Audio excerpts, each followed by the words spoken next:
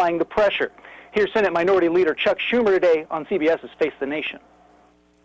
Like on so many other areas, China has been woefully inadequate, and they could squeeze North Korea economically. 90% of the imports and exports go through China.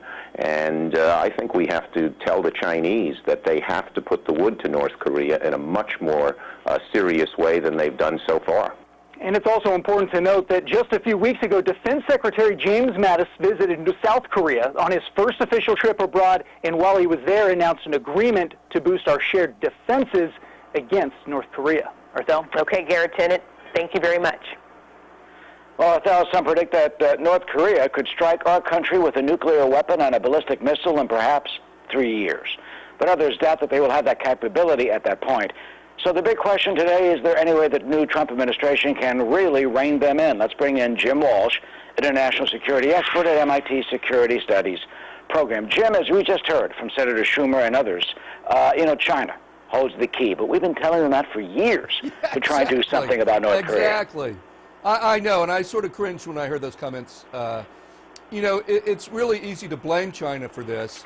But if we're going to solve this problem, we have to get serious about it. China doesn't want a nuclear North Korea, but it also doesn't want a failed nuclear weapons state on its border. So it's got some other interests here. It's actually closer to North Korea's nuclear weapons than we are.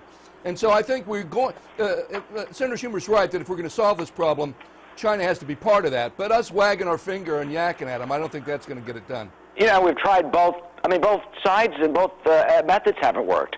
The 1990s, the Clinton administration had that sweetheart oil for food deal where we gave them, oil and food in exchange for them not testing ballistic missiles or having a nuclear program, and they totally lied. See what happened with that. Then there's also sanctions, so that really hasn't worked either. Yep. So what type of strategy do you think the U.S. And the West, and can we rely on China to be a part of that? Well, as you know, Eric, I've written a study on this with my colleague John Park. We argue that one thing China can do is enforce its national laws. It can go after private Chinese middlemen who are acting as brokers for procurement for their WMD program. And so they can use their own internal anti-corruption and anti-counterfeiting laws to go after these people. But have they done that? Have they done it sufficiently at all?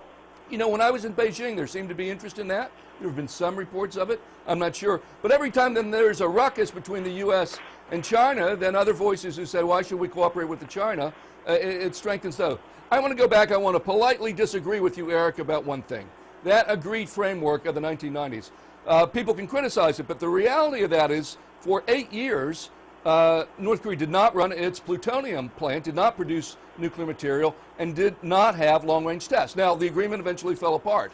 But I think I can tell you right now, do I prefer more missile tests, progress on these missiles, more nuclear tests, or would I prefer a freeze? I think I'd prefer a freeze. And so I think part of what Mr. Trump is going to have to do, in addition to the standard same old, he's going to have to think about talking to the North Koreans. I actually think he could be more successful than Hillary Clinton would have been in that particular role. But, it has to be handled carefully by all the parties concerned. Yeah, and in keeping with what you just said about their modification for a while, for those 8 years, yeah. Perhaps is this as a first test, is it really not just a warning or a test, but the beginning of a potential deal? That he's doing this, that Kim Jong-un has ordered this to try and seek some type of opening with the new administration as opposed to what has been interpreted as a threat. Yeah, well, I actually have some good news here, I think, Eric, in the sense that I've heard from North Koreans over time that they didn't like Obama. They were going to turn the page on Obama.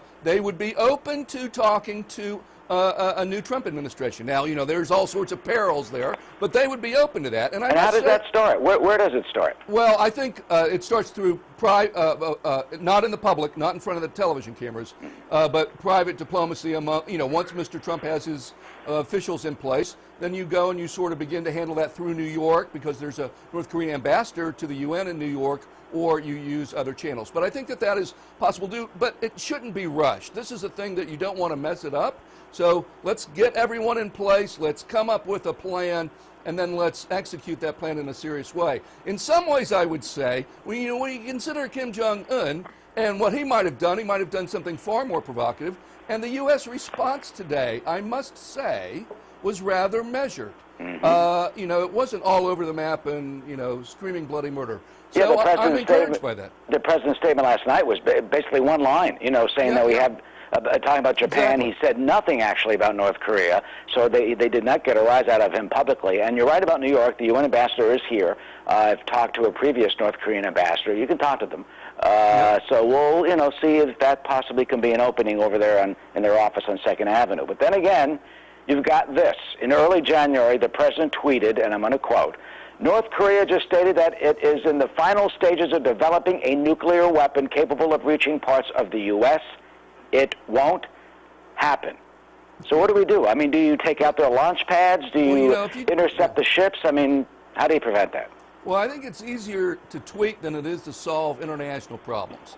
And in the commentary the next day, remember this was before, this was when he was president-elect. He was not, I believe, yet president.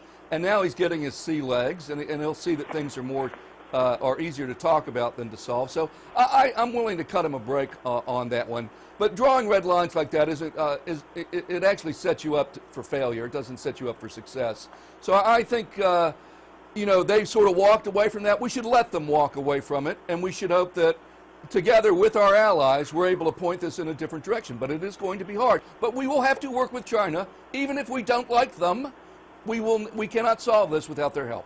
Well, the president had that phone call on Friday with the Chinese president, reimposing the one China policy. So maybe you're seeing the beginning of those of that attempt. Could be. Especially dealing with the North Koreans here in New York. Jim, always good to see you, and thank you, as always, for your analysis. Of course. All right.